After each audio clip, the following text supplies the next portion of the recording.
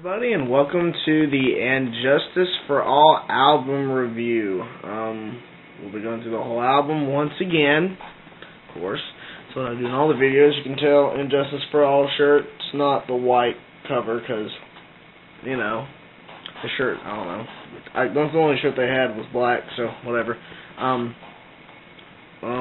Prior to after the release of Master Puppets album, as everybody knows, Cliff Burton died. Shortly after the album was released, like a few months.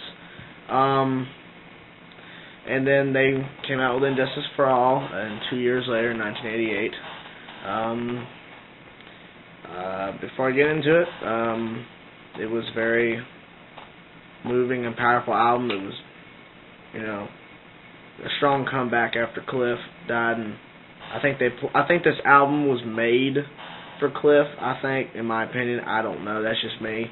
I think that they dedicated this whole album to him, even though, well, I'll tell you later. I don't think so.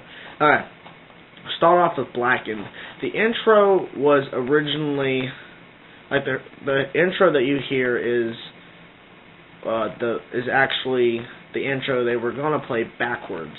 Because the original intro they were going to fade out and then come in with the insane riff. Instead, Jason Newsted suggested they switch it to where they're fading in, and then they play it. And it's a really fast song. Riffs are crazy, solos insane, and, you know, awesome stuff by Kurt, awesome everything by everybody. It's just a really killer song. It's just, you know, destroys whenever, you know.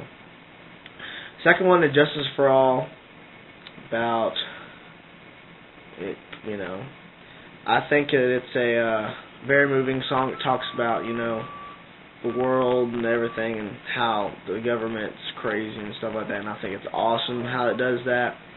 It's a long song, but it's totally worth listening to the whole way through. My favorite part's the middle section where it slows down into that cool stuff after the solo. Solo's cool. Just really moving lyrics by James, so I really like it. Eye of the Beholder. I haven't really listened to this song a lot because, you know, I just don't feel like the lyrics are as good as the whole rest of the album, in my opinion. But, you know, I listen to it a few times once in a while, but other than that, I just don't really listen to it. But it's an okay song. Not my favorite. People might like it more than I do, but, you know, everybody's got their own opinion. One. There's nothing really you can say about One because it's one of their most known songs too, besides Master Puppets and Enter Sandman and whatever else you come up with. One's just, you know, all mellowed out and everything, and it's so awesome. Then it goes in this heavy 16th noted riff, the Darkness riff, what people call it. It's just killer. Insane tapping solo, the second solo by Kirk. It's Insanity. So, you know, pretty much a really killer song. Just nothing, it's just flawless. It's amazing. The Shortest Straw, I really like that song too. It's very moving and stuff. I like it. It's gotten crazy solos in it. It's got some crazy drumming by Lars and vocals and, you know, bass and everything. You know, you can't hear the bass. You know, if you think about it, the bass is, you know, I looked at the tabs for the bass of all this album, and it's pretty crazy, just like the guitars, but, you know, whatever. Harvester of Sorrow, I like this song a lot because it sounds like One, also like the, after the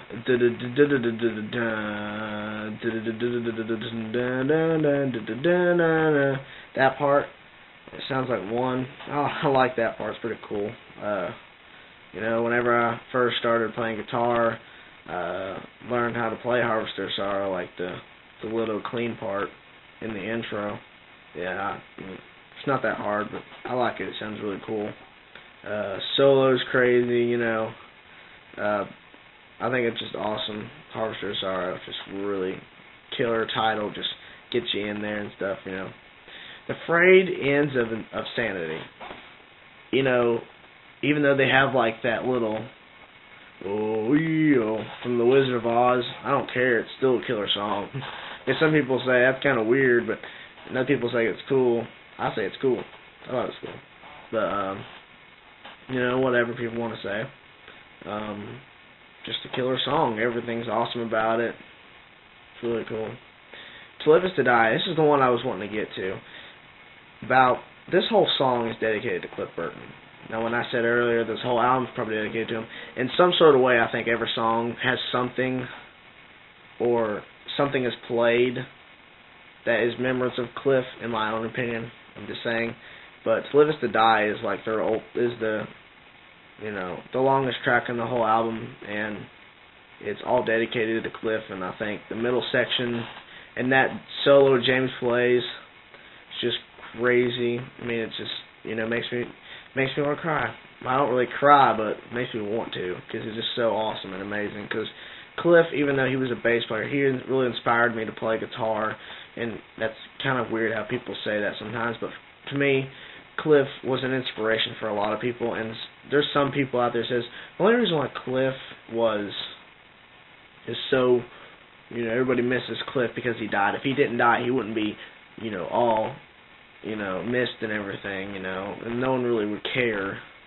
I mean, in my opinion, if he would have lived on, you know, there's no telling what he would have done. You know, he would have made the Injustice for All album like 100 billion times better. It's a big number, but Cliff was very good at music theory, and he taught the other guys about different, like, music stuff and things they wouldn't even think of doing.